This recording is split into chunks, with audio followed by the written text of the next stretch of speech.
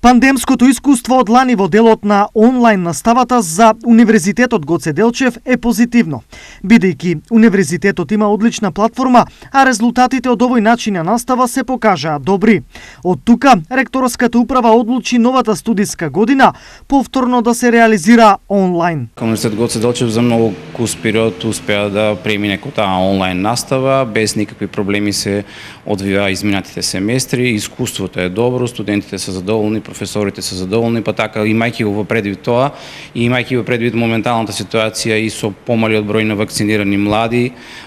и со ситуацијата моментално со зголемувањето на бројките, моравме да донесеме една ваква одлука. Во секој случај сакам да споменам дека странските студенти се иземени од ова, тие ќе може да следат наставата и вежбите онлайн, затоа што сепак голем дел од нив се вратени во своите држави и ја немаат таа обврска да присуствуваат. Идните студенти кои ќе се одлучат да студираат на Штипскиот универзитет, пријавите треба да ги подготват за 25, 26 и 27 август, потсети денес проректорот Мишко Джидров. Како што знаете, од 1 јули се отворени нашите системи, значи сите заинтересирани кандидати може да влезат на сајтот на Универзитет Гоце Делчев, има посебен дел за да се пријават, може да го направат сето тоа сега, да не чекаат за време на првиот, вториот и третиот уписен рок.